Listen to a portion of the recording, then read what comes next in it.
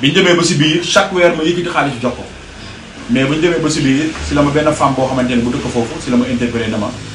Ablaye kat borom kër gi ñëw na fi ma ne ko kan diw mu ne ma déedéet borom kër gi si boobu ñëw na fi bon après bi ma il se trouve que ndakate moom du borom kër gi borom kër gi mu ngi nekk Europe daf ko joxoon këram ngir mu gérer ko bon mu jaaral ko si man ngir mu utal kay client ndakate lépp lu ma ko mas a jox moom mosu kaa jox borom kër gi. ayca asalaamaaleykum wa rahmatullah mbokk internet yi ñuy topp saa su ne si Sénégal suñu Yitte Média cant ak gërëm ñeel leen bu baax tey ñu ngi fii ci diwaanu Yoff topp benn ndaanaan topp benn jàmbaar boo xam ne nii saa su ne ci liggéeyam lay wane li nga xam ne nii moo di njàmbaaram kooku mooy Abdoulaye Sall ñu wax fas kenn waxtaan ak moom ci liggéey bi nga xam ne nii moom lay liggéey muy wàllum immobilier ak yan difficulté la ci nekk ak ñan lay jëflante ndax mos na si am problème ak lan mooy liggéeyu li nga xam ne moo di immobilier mu nekk ay question yoo xam ne nii askan wi soxla nañ ko population bi soxla nañ ko incha allahu rabbi dinañ ci génneeku ak nga xam ne nii moom moo di Abdallah Sall moo ñu war a waxtaanee li nga xam ne nii moom moo di wàllum immobilier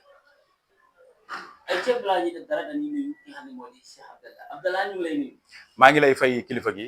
maa ngi lay sant bu baax di la gërëm maa ngi lay fay bu baax a baax a baax. ay ceeb tey ñu fas yéene ñëw def benn briefing def benn émission rek jëmale ko ci li nga xam ne moo di wàllu liggéey bi nga xam ne moo di wàllu immobilier ndax fan yi coow yi bari na ci ñi ak kan moo ko war a liggéey ak kan moo ko war a liggéey yaakaar naa ne loolu war ngeen ci mën a génne bu baax a baax a baax waaye balaa boobu Abdallah Sall mu présenté ñu mooy kan mooy Abdallah ñu ko bëggee xam. waaw salaamaaleykum avant tout damay nuyu képp koo xamante ne suñu mbokk internet nga maa ngi nuyu ñëpp di ziar na ñëpp waa tey day suñu chaîne bu mag bi moo ñëw seet suñu chaîne bi nga xamante ne mooy suñu fierté tey it moom la ñuy tiitaroo moom la ñuy ndamoo waaw yàlla dogal tey mu ñëw seet suñu ngir duñu poser question ngir ñu mën ko leeral man nag maa ngi tudd Ablaye Sall maa ngi dëkk Yoff APEX écologie waaw sama waajur ñoom xam nañ ko ndax man daana ko si affaire agent immobilier daana ko si laa juddoo ndax képp ku dégg Moussa Sall war ngaa xam ne kooku si mbir mi la nekk di yëngu waaw man nag fi ma jaar bari na daana ko xale laa nag tout tànk la avant tout may gërëm waa Yoff yëpp di leen sant nag di leen nuyu bu baax a baax a baax waaw man nag daana ko si mécanicien laa njëkk jaar yàlla dogal bi ma génnee si mécanicien yàlla dogal ma jàng aussi yàlla dogal ñu dem ba si biir sama liggéeyu baay bi nga xamante ne moom si loolu yëngu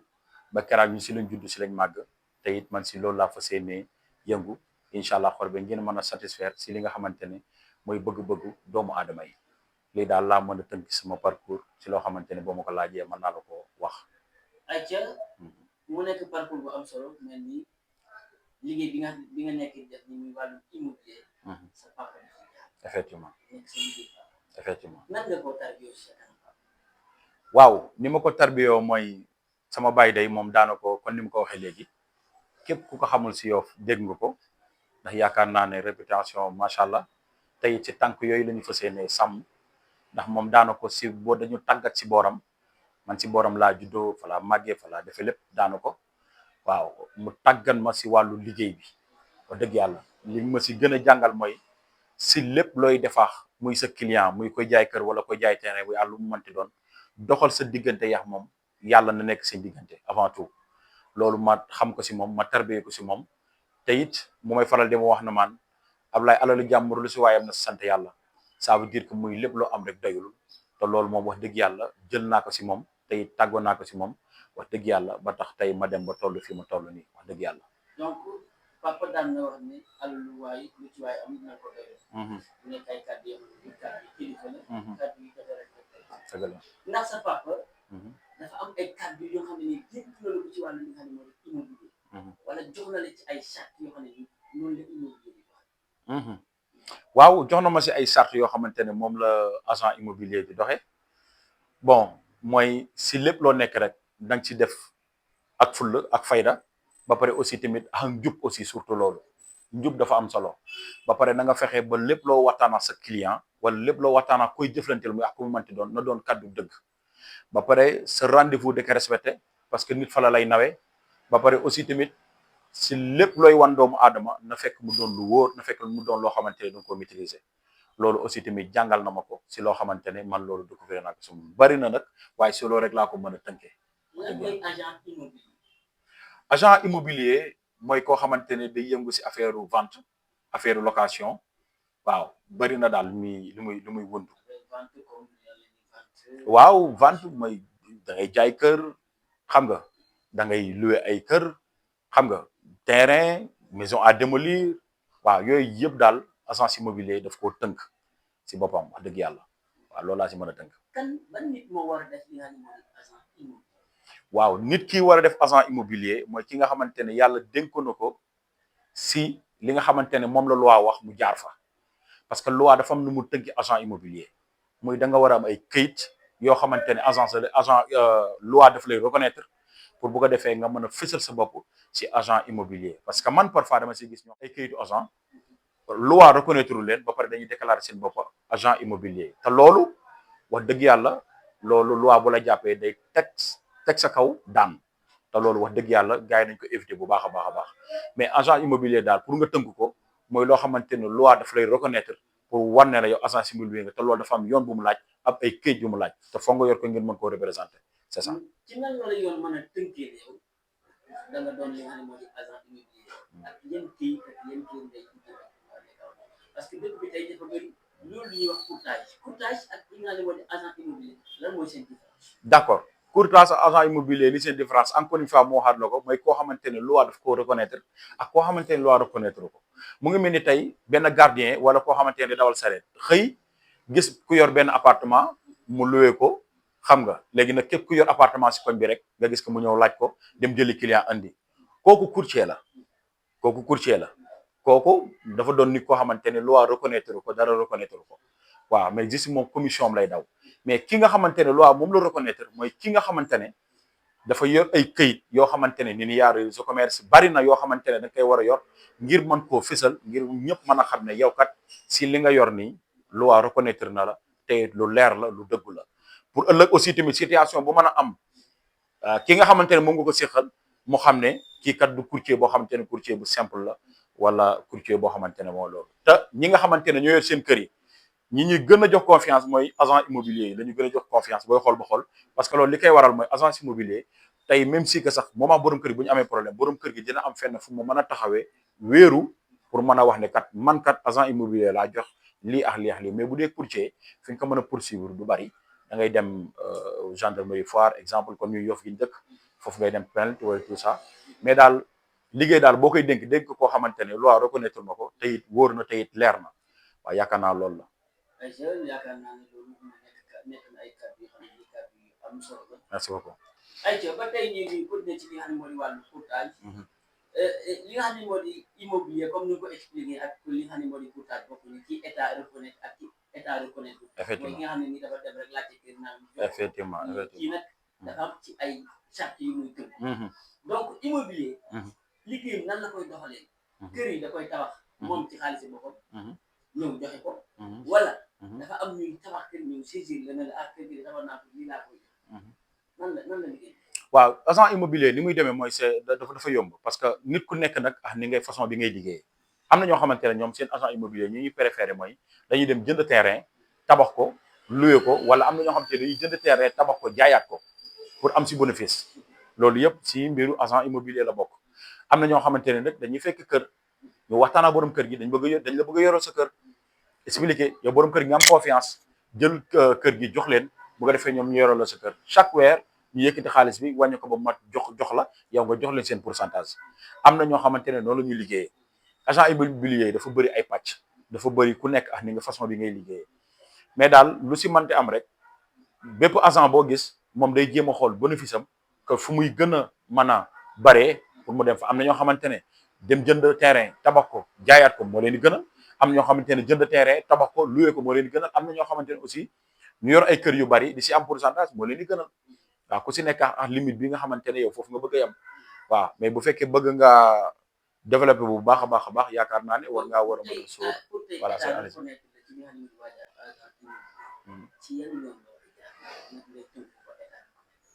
waaw yoon bi nga war a jaar sànq yaakaar naa junj naa la ko mooy NINEA registre de commerce bon bëri na si nga xamante ne moom nga war a mën a ut yoo xamante ne ba pare aussi tamit surtout domaine domaine reconnaître la aussi loolu dafay am solo bu baax a baax a baax parce que am na ñoo xamante ne mën nañoo am yooyu yëpp te domaine du leen reconnaître parce que boobaa wàllu taxi yi lañ siy daw wala jàppal bàyyi mais si loo xamante ne da ngay yow da ngay defar ngir dimbali sa bopp te yow boo dimbalee sa bopp mooy réew mi nga dimbali te pour nga dimbali réew mi il faut nga mën a fayee impôt yi tout ça moo tax yooyu dafay am solo bu baax a baax a baax a baax. donc ci wàllu joxe bi. état yoon dafa am lu mu fixé. ci wàllu nan ngeen joxe parce que dañuy gis. ñii ne 3 mois ñii ne 2 mois. ban yoon la si yoon la si yoon la ñu fixé. 3 mois la yoon fixé wala 2 mois la yoon fixé ci li nga xam ne moo di joxe. bon wax dëgg yàlla li nga xamante ne moom la loi wax mooy 2 mois 2 mois ngay joxe wax dëgg yàlla benn weer la ak moitié beneen moitié bi yow yaay xool na nga koy mën a joxe courtier bi mais loi dafay tere 3 mois wax dëgg yàlla waa loi dafay tere 3 mois. tey nit ñi di laaj 3 mois.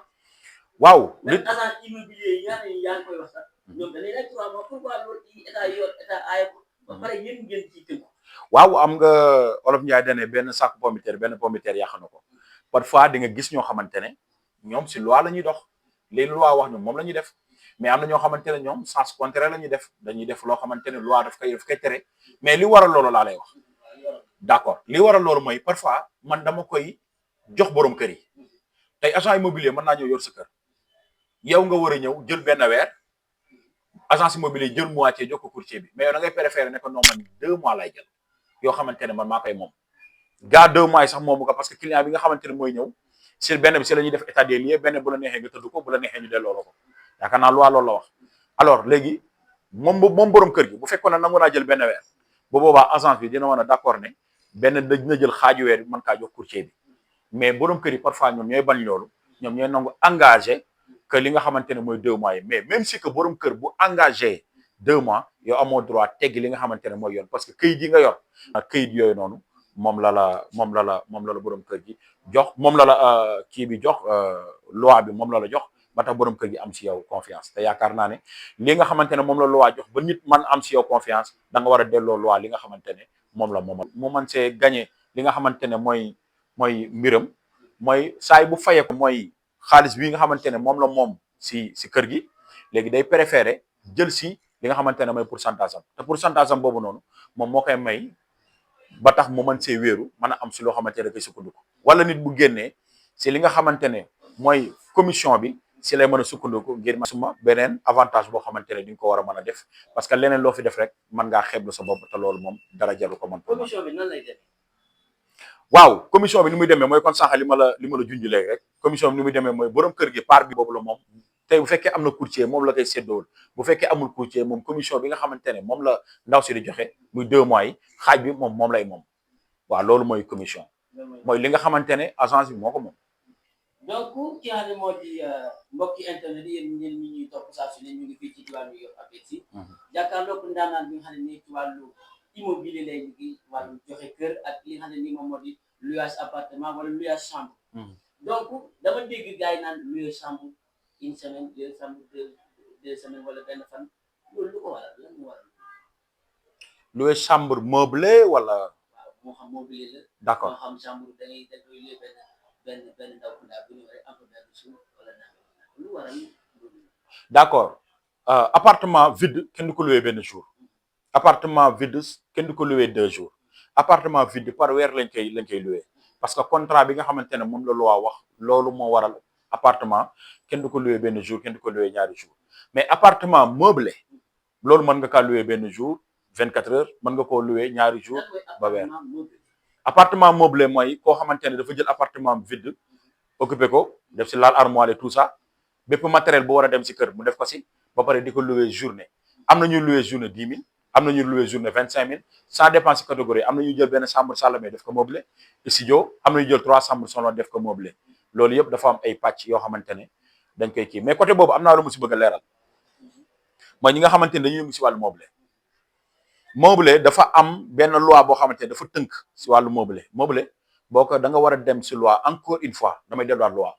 loi reconnaître ne da ngay ubbi meublé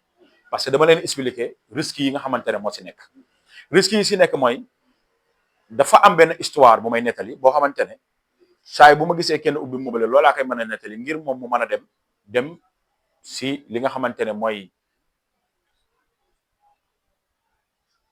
léegi nag loolu li tax ma koy leeral mooy li tax may chaque jour may leeral si wàllu woo noonu wàllu li nga xamante ne mooy meublé parce que tey benn waay mën naa yor meublé am ay clients yu ma ko loué fekk clients yooyu noonu yàlla dogal na majeur ñu am ñu carte d'identité ñu ngi nekk si néeg bi di def naka su dul noonu gis nañ fi ay cas yoo xamante ne dañ nekk si néeg bi di def naka su dul noonu yàlla dogal tey ñaanum ko yàlla mara day taali seen borom moom leen si appartement bi wala ñoom ñu def fa benn bêtise boo xamante ne bu extraordinaire la bu boobaa yow bépp daan boo xamante ne loi mën na la ko daan dana la ko daan ci acte boo xamante ne da nga def ñaari acte mooy da nga ubbi loo xamante ne loi reconnaître ko ba pare da nga fa dugal ñoo xamante ne ay mineur lañ moo tax loolu dafa jar a bàyyi xel bu baax a baax a baax a baax bëgg xaalis bu mu tax nga dugg si loo xamante ne après ay problème rek la lay jural parce que nit ki boo ko luwee yow mënatoo kaa contrôler si biir néeg bi nga xamante ne moom la nekk xamoo lu mu fay def kon lépp loo xamante ne looy def rek na nga jël carte d'identité te avant tout na nga fexe ba loi reconnaître na la instant yi kat am nga meublé parce que man gis naa samay génération ñoo xamante ne dañuy yëngu si affaire agence immobilier li ñuy dugg si kër yeex yooyu di gis ne meublé dox na ba tax ñoom ñu dem ubbi ko ba tax loolu après mën na leen di jural benn scandale boo xamante ne après dinañ si bëgg génn mu tëleen tal man dama bëgg képp koo xamante ne ku nekk si agent immobilier wala ku yëngu si affaire de courtage nga réussir si. agent immobilier kan lañ ko war a loué immobilier kan lañ ko war a kan lañ ko war a jox. meublé ki nga ko war a loué mooy ki nga xamante ne benn yor na carte d'identité majeur na ñaar balaa nga koo loué da ngay def contrat moral ba pare yax moom mooy ça veut dire dafa am yi nga xamante ne loolu la loi di tere da ngay fexe ba tënk ko ak moom ba pare aussi tamit nga xamal ko ne ko man ci li may liggéey nii loi daf ma reconnaître looloo tax bëgguma def loo xamante ne loi daf koy bañ léegi nag bu ko defee képp koy loué da ngay def contrat moral ak moom ba tax moom buy dugg dina xam ne kat yow yax moom def ngeen contrat moral ba pare aussi tamit ngay contrôler aussi ki nga xamante ne mooy dugg si kër gi pas kii di dugal si appartement bi parce que boobaa amoo droit teg sa tànk si appartement bi mais kii di dugg si kër gi ak kii ñii di génne aussi am nga droit contrôler leen man loolu laa xamante ne dinaa ko mën a wax voilà c'est ça ñi dugg ak génn. am na solo kooku mooy Cheikh Abdallah boo déggee kat yi nga xam ne ni moom ko yëkkati rek da ngay xam ne kii maîtriser na bu baax li nga xam ne ni moom lay liggéey li nga xam ne moo di agent immobilier. jërëjëf Abdallah dafa am benn bureau bu muy comme client yi fekk ci wala. waaw pour l'instant nag ubbeeguñu bureau mais ñu ngi si projet bi mais instant yi nii agent immobilier lañ mën a déclarer pas agence immobilier agent immobilier lañ mën a déclarer parce que lépp lu immobilier di am yaakaar naa ñun fexe nañ lu tuub ba am ko parce que nit ki balaata ngay digle sangu day fekk nga sangu ba set man dama bëgg avant muy ubbi yooyu yëpp ma def li nga xamante ne moom la loi tënk moom la loi wax moom la loi santaane pour ëllëg loi buy dal sama kaw man ma xam ne kat wax dëgg yàlla si li nga xamante ne loi santaane ma ko def naa ko pour même si que sax buy dal sama kaw dina xam ne kii kat ndongo bi kat li nga xamante ne moom la ko loi tënkee moom defee ko na ko mais instant yi daal ñu ngi si yoon wi ngir ubbi benn agent immobilier wax dëgg yàlla mais pour l'instant ni moom agent immobilier la ñuy déclaré mais pas agence immobilier. am na solo sa diggante client bi contrat bi nan ngeen koy tënkee ndax da ngeen toog seen i avocat toog wala da ngeen dem gendarmerie contrat bi li nga xam dañ koy jox kër gi nga koy jox appartement wala nga koy jox néeg nan ngeen tëggee contrat bi ni ñu koy tëggee mooy da ngay defar contrat boo xamante ne parce que loi ñaari mbir la wax si contrat muy benn contrat bi da nga koy defaral 3 ans mais beneen bi da nga koy defaral contrat boo xamante ne dootul jeex waaw moom nga koy defar. loolu am na ci immobilier dafa ci kër jàmbur ñu am contrat bu indéterminé boo xam ne ni amul jeex. waaw parce que loolu contrat de 3 ans bu passé nga xam ne kii faykat la mu ngi toppatoo kër gi lépp loo xamante ne charte yi kër gi joxe na ko charte yi loi joxe na ko mu ngi koy def kooku yow am nga droit yokkal ko loo xamante ne ça veut dire que yaa moom seen contrat jeex na. ngay contrat bi mën a signé moom ba am contrat indéterminé. man li ma jot a xam mooy ñaari contrat la benn contrat bi 3 ans la beneen contrat bi interview beneen contrat bi boobu day continuer ba faw. beneen contrat bi day continuer ba faw. waaw léegi heure bu la neexee mën nga génne si contrat indéterminé wala boo ko bëgg a génne da ngeen dem ci yoon. waaw tey nit boo ko bëgg génne day am ay charte yi loi wax encore une fois ma delluwaat ci loi merci beaucoup parce que wàllu agent immobilier gis nga wàllu location wàllu vente loi daf koo tënk sérieux si tellement ba tax am na ñoo xamante ne xamuñu buñ defee erreur impact bi mu leen mën a defal tey nit ki boo demee ba koy génne mooy sa kër day waaj a yàqu mooy dafa am ay fissure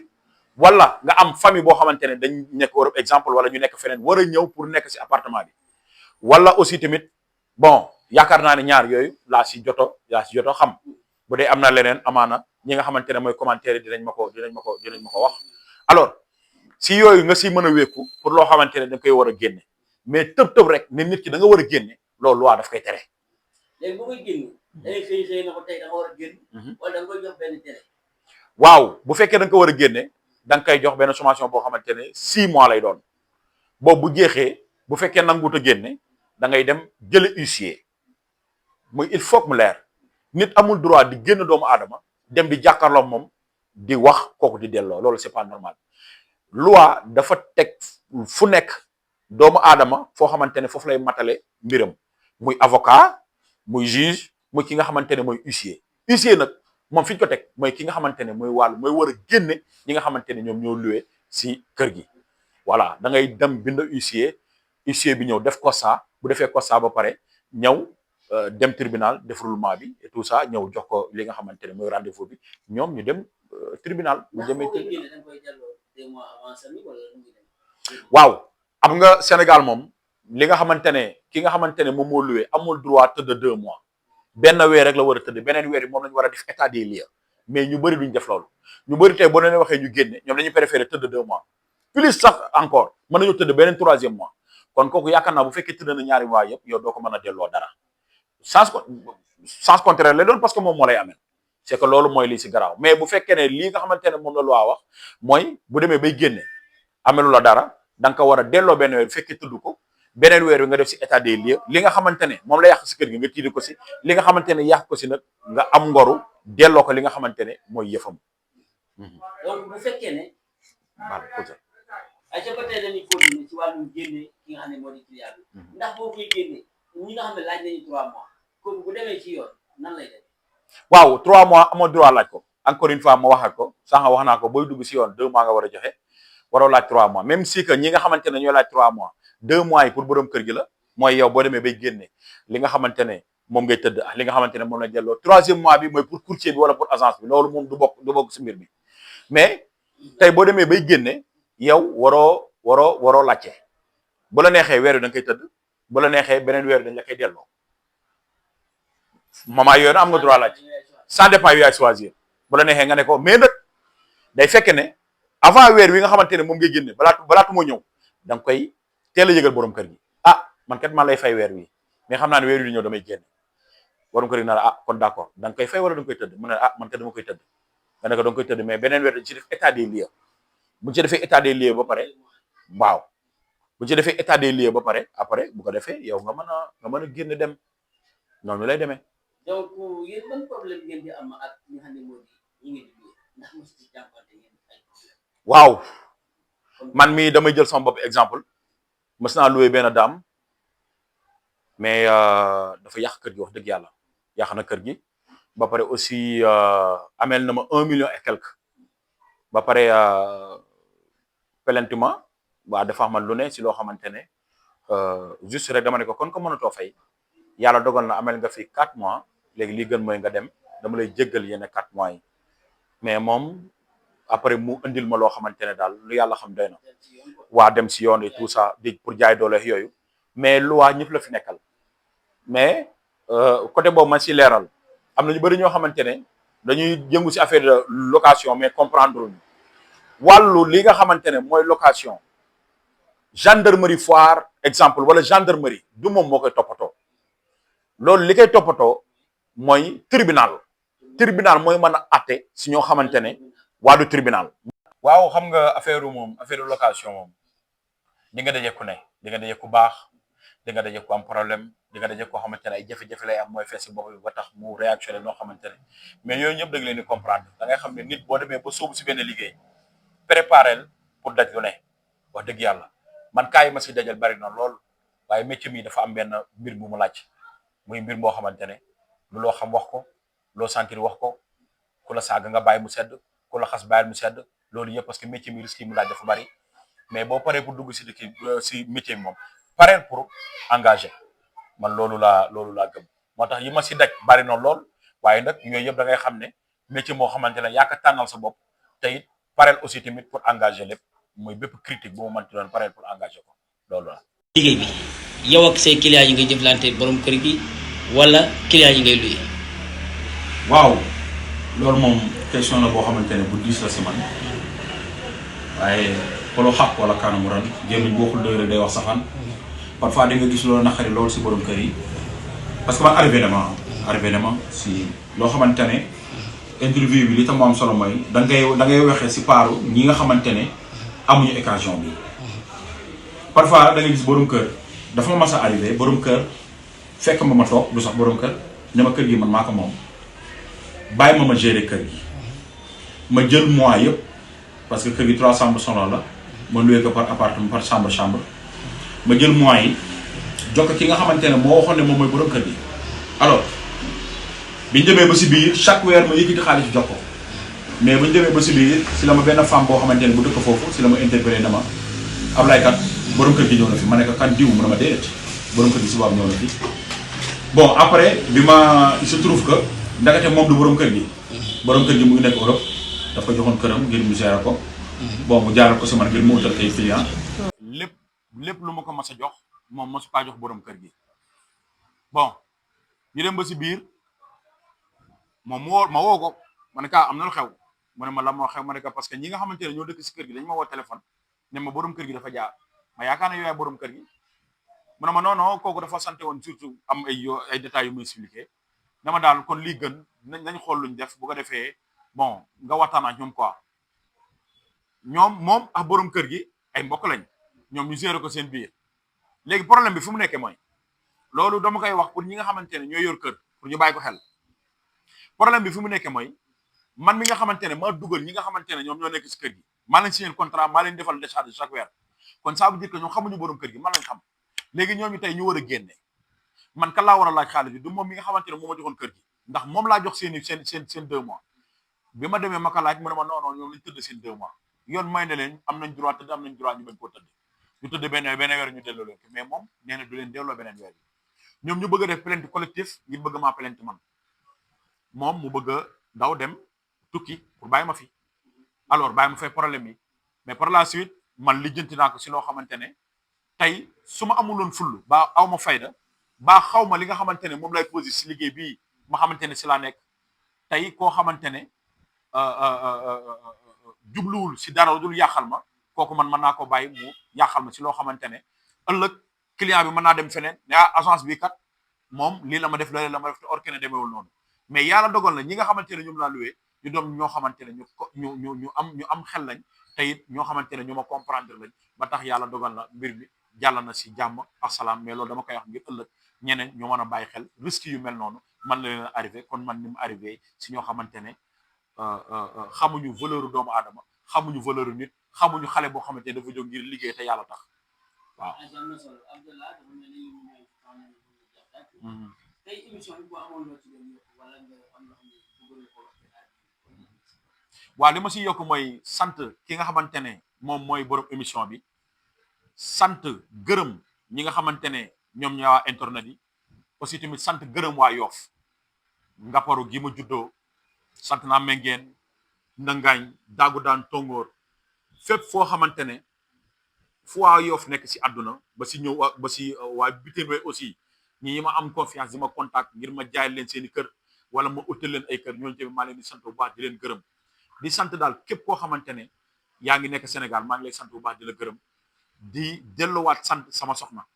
muy asu maa ngi koy sant bu baax di ko gërëm di ko ñaanal yàlla na ko yàlla taxaw yàlla na ko yàlla sutural di ñaanal aussi tamit sama yaay Seynabou Sall maa ngi koy ñaanal yàlla na ko yàlla taxaw yàlla gën ko fee bàyyi mu yàgg fi loolu tànn wér may ñaanal ñëpp di ñaanal borom émission bi moo xam li mu bëgg suñu borom may ko te it télé bi si kaw si kanam la jëm ndax bépp Yoff bu am programme télé bi ñëw taxawu la parce que la preuve maanaam moom bi ñuy njëkk a daje ñu ngi daje si bépp benn problème boo xamoon moo amoon fii si Yoff mooy problème mu li nga xamante ne mooy wàllu éleveurs yi wax dëgg yàlla mu taxaw si taxawaay bu mucc ayib taxawaay si taxawaay bu rafet boo xamante ne bépp waa Yoff reconnaître na ko gërëm na ko santoon na ko si te loolu wax dëgg yàlla loolu ñu reconnaître la ñuy ñaan télé bi yàlla gën a yokk si kaw sa kanam te it ñuy ñaanal borom télé bi aussi tamit yàlla may ko gudd fan ak wérle may sant ñëpp di gërëm ñëpp di wax ne agent immobilier bi yaatu na agent immobilier bi mu ngi fi ba pare aussi tamit man maa ngi dëkk Yoff képp koo xamante ne bëgg na ku ma bëgg a contacter mën ngaa joxe si 60 mën ngaa bind 78 581 74 45 78 581 74 45 mën nañ laa yoral sa kër mën nañ laa jaayal sa terrain mën nañ laa jaayal sa villa mën nañ laa utal ay kër yoo xamante ne titre foncier la wala bàyyi wala boo xamante ne coutumier la loolu yëpp incha allah rabbi mën nañ la kaa utal si loo xamante ne si condition yu leer dañ lay tegal wasalaamualeykum wa rahmatullahi taala wa barakatuhu